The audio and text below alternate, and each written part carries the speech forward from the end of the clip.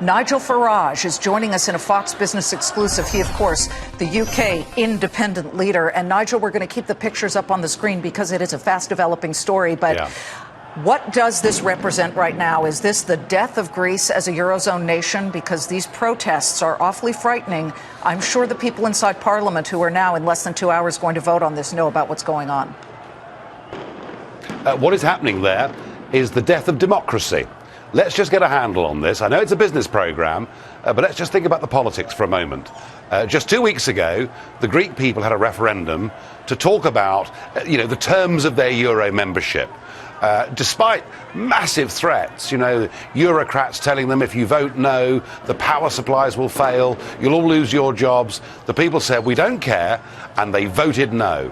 Despite the fact they voted no, their own Prime Minister, who had called that referendum, was, as you said yourself in the introduction, effectively waterboarded in Brussels by the French and German leaders and has signed up to a package significantly more strict than the one the people said no to. Have a think about this. The reason democracy works is it acts as a safety valve. And if you take away from people the most powerful thing they possess in a free country, namely their ability through the ballot box to change their destiny. If you take that away, then what are you left with other than civil disorder? Well, I am not in the least bit surprised by what's happening on the streets. I personally am not surprised. No. I got a sense that we would see civil unrest the closer that this got, especially considering you now have the Germans who are absolutely furious. Finland, you have certain factions of the government there who are very unhappy about this situation. Let us just catch our viewers up on what's going on here. There is outright violence going on outside the parliament in Greece, where in less than 2 hours the parliament is to vote on that very severe anti-austerity plan, the very plan that the prime minister had urged his people to vote against, thinking that he could call some type of bluff, or rather bluff, the rest of the European Union. Nigel, let me just say that the Greek parliament with 300 members, it appears that more than half of his own Syriza party for the prime minister are against this. Not all of them are voting members of parliament.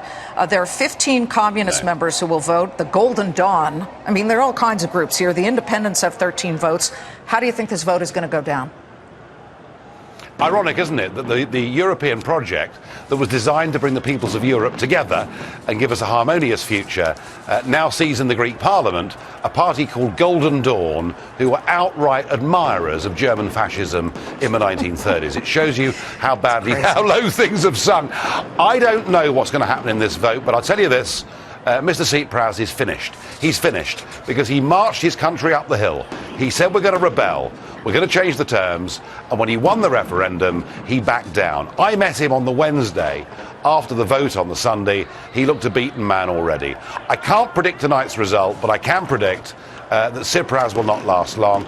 If I was a member of the Greek Parliament, I tonight would vote against this package, and I would advocate leaving the euro and letting the banks go bust. Going back to the drachma? Absolutely. Absolutely. Go back to the drachma. Let the banks go bust. Yes, it'll mean a massive devaluation. OK, let me jump in here and ask you this, sir. The UK involvement, of course, not a Eurozone currency member, but a European Union member. George Osborne has demanded that the Eurozone countries indemnify the Treasury against any losses that Britain would be forced to take on. But as it turns out, if that European stability mechanism is forced to help open the banks, which have been closed for nearly 2 weeks now, you in the UK would be on the hook for about 15% of it, which I believe works out to be about $7 to $9 billion, maybe even 11 billion euros. Yeah, I think whichever way this cuts, it'll cost the UK taxpayer money. And I'm obviously less than thrilled by that. The one really good piece of news is, despite the fact our senior politicians and some of our big corporate businesses said we should join the euro, thank goodness we said no. Either way, Osborne represents the European political class. They're trying to keep Greece inside the euro. Greece needs to leave the euro to have any chance at all of recovering.